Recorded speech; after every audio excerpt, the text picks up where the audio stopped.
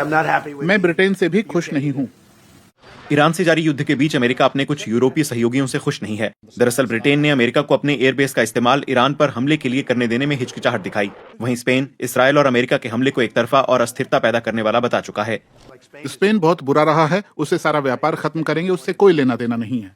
Spain के प्रधानमंत्री Pedro Sanchez ने भी ट्रंप को जवाब दिया है। सिर्फ कुछ लोगों की बदले की कार्रवाई के डर से हम किसी ऐसी चीज में शामिल नहीं हो जाएंगे जो दुनिया के लिए बुरी है और हमारे मूल्यों और हितों के उलट है। इससे पहले ट्रंप कह चुके हैं कि अमेरिका, इसराइल और ईरान के बीच जारी जंग जल्द खत्म होने वाली नहीं है। शुरू से हमने 4 से 5 हफ्तों का अनुमान लगाया था, लेकिन हमारे पास इसे कहीं ज्यादा लंबे समय तक जारी रखने की क्षमता है।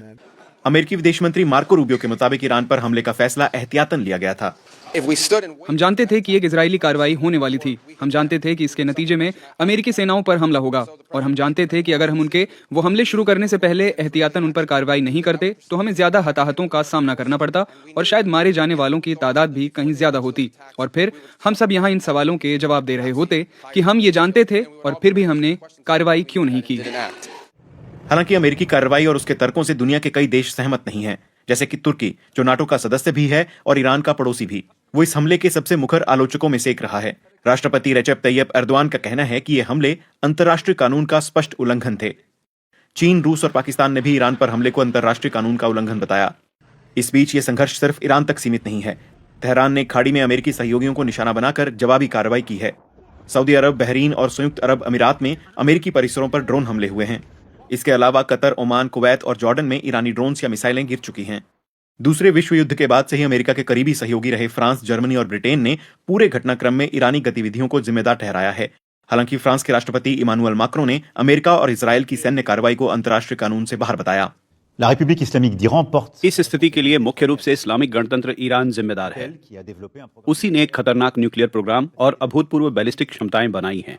अमेरिका और इजरायल ने अंतर्राष्ट्रीय कानून के बाहर जाकर मिलिट्री ऑपरेशन शुरू करने का फैसला किया, जिसे हम मंजूर नहीं कर सकते। जर्मनी के चांसलर फ्रीड्रिश मैर्ज अमेरिका की आलोचना न करने को लेकर सावधान रहे। इस बहस के केंद्र में अंतर्राष्ट्रीय कानून का एक बुनियादी सिद्धांत है, संयुक्त राष्ट्र चार्टर का अनुच्छेद 2.4। इसके मुताबिक सभी सदस्य अपने अंतर्राष्ट्रीय संबंधों में किसी भी राज्य की क्षेत्रीय अखंडता या राजनीतिक स्वतंत्रता के खिलाफ या संयुक्त राष्ट्र के उद्देश्यों से असंगत किसी भी तरीके से बल प्रयोग या उसकी धमकी देने से बचेंगे। न्यूयॉर्क स्थित संयुक्त राष्ट्र मुख्यालय में महासचिव अंटोनियो गुटेरेश ने ईरान पर हमले के पहले दिन 28 फरवरी को सुरक्षा परिषद को बताया था कि अमेरिकी और इसराइली हवाई हमलों ने संयुक्त राष्ट्र चार्टर समेत अंतर्राष्ट्रीय कानून का उल्लंघन किया है। उन्होंने मध्य पूर्व के देशों की संप्रभुता और क्षेत्रीय अखंडता का उल्लंघन करने के लिए ईरान के जवाबी हमलों की निंदा भी की थी। ईरान के विदेश मंत्री अब्बास अरागची ने संयुक्त राष्ट्र को एक पत्र लिखा कि सुप्रीम लीडर खामेनेई की हत्या करना देशों के बीच संबंधों को नियंत्रित करने वाले सबसे बुनियादी मानदंडों का गंभीर और अभूतपूर्व उल्लंघन है। जो तर्क रूबियो ने दिए, उनके मुताबिक अमेरिकी हमला अंतर्राष्ट्रीय कानून का उल्लंघन नहीं था, बल्कि एक तरह से आत्मरक्षा में उठाया गया कदम था। फिलहाल लड़ाई जारी है और कई दर्दनाक ब्यौरे सामने आ रहे हैं। संयुक्त राष्ट्र मानवाधिकार कार्यालय के उच्चायुक्त फोल्कर तुर्क ने ईरान में लड़कियों के एक स्कूल पर हुए हमले की त्वरित, निष्पक्ष और गहन जांच की अपील की है। इस हमले में करीब 160 लड़कियों की मौत हो गई थी।